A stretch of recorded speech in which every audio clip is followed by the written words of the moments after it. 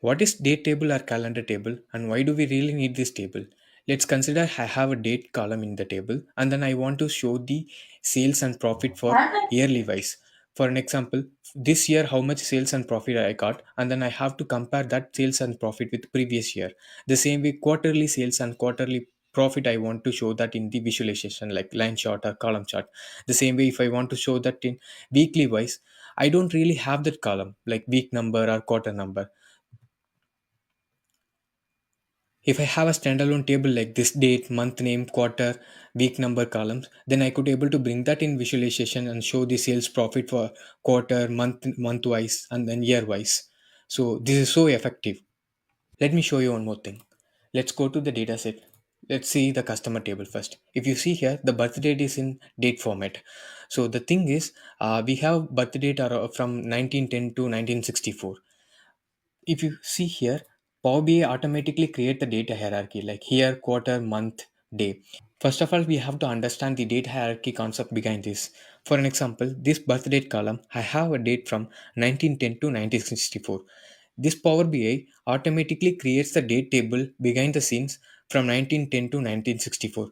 Not only for this column, each and every date column. For an example, let's go to the sales table. If you see the order date, we have the date hierarchy for order date as well. The same way stock date as well.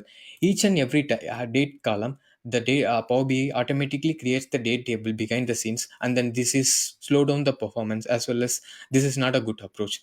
That's why we have to create a standalone date table. Then we can make a relationship between that date table to this sales and then customer table. At first, I'm going to turn off this auto date hierarchy creation so that Power BI doesn't create a date hierarchy on behind the scene for each and every date column. So let's go to File, Option and Settings, Options.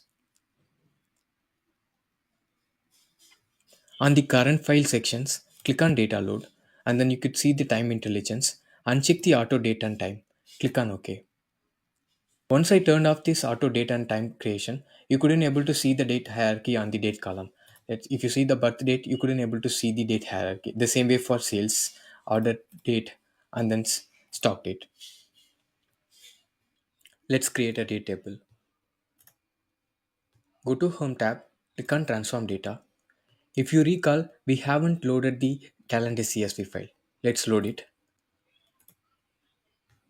Click on Calendar CSV.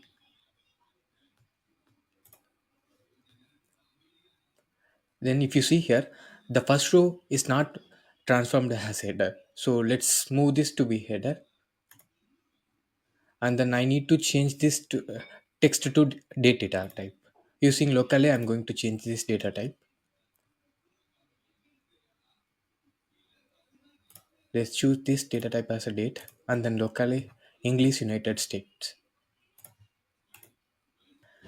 This date column have 3 years of data 2015, 2016, 2017.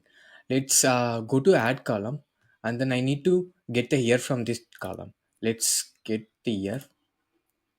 Then I need to I'm going to take the month number from this column, and then also I'm going to take month name from this column, name of the month,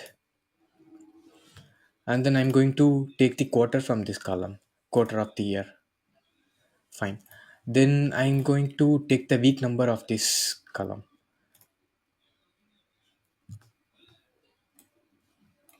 So these are the information I needed for this table right now. So let's click on close and apply.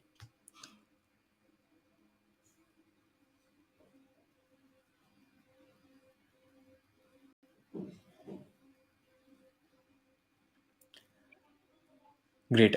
This looks good to me. Just giving an heads up on this. This course is completely DAX related course.